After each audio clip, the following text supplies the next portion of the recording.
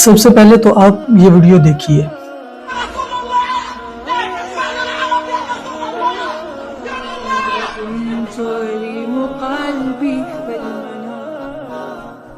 اس video کے اندر ایک فلسطین کی ماں بلند آواز سے چیخ چیخ کر صرف ایک جملہ کہہ رہی ہے، یا رسول اللہ صلی اللہ علیہ وسلم لا تشفع للعرب، عرب وروں کی شفاعت نہ کرنا۔ یہ کس وجہ سے؟ یہ ان 27 ممالک کے جو حکمراں ہیں ان کے منہ کے اوپر ایک زوردار تماچا ہے۔ آپ نے ایک جملہ سنا ہوگا کہ لبرل قسم کے جو لوگ ہوتے ہیں نا، وہ ایک جملہ بولتے ہیں، وہ کہتے ہیں اسلام امن کا درس دیتا ہے۔ میں ان سے سوال کرتا ہوں، کیا اب بھی اسلام امن کا درس دیتا ہے کہ پورا کا پورا غزہ جو ہے وہ ملیا میٹ ہو گیا؟ پورا کا پورا فلسطین کدھر جا رہا ہے؟ آپ وہ ویڈیوز دیکھیں، وہ تصاویر دیکھیں، ان کے اندر کوئی پورا کا پورا جو شہر آباد تھا وہ ختم ہو گیا تھا۔ یقین جانیے اس ایک جملے نے کہ اسلام امن کا درس دیتا ہے، اس نے مسلمانوں کو ہجڑا بنا کر رکھ دیا ہے۔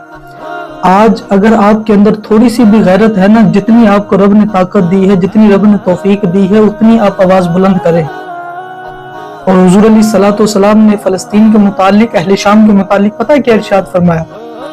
حضور علیہ الصلوۃ والسلام ارشاد فرماتے ہیں کہ روئے زمین کے اندر ایک جگہ ایسی ہے کہ جو ہمیشہ حق کے اوپر رہے گی، ہمیشہ حق کے اوپر رہے گی۔ اور حضور علیہ الصلوۃ والسلام نے ارشاد فرمایا وہ جہاد کرے گا۔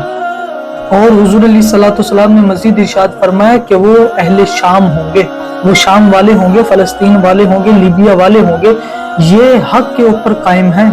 ان کو رب تبارک و تعالیٰ نے حق کے اوپر، رب تبارک و تعالیٰ کے حبیب علیہ الصلوۃ والسلام نے حق کے اوپر کہا ہے۔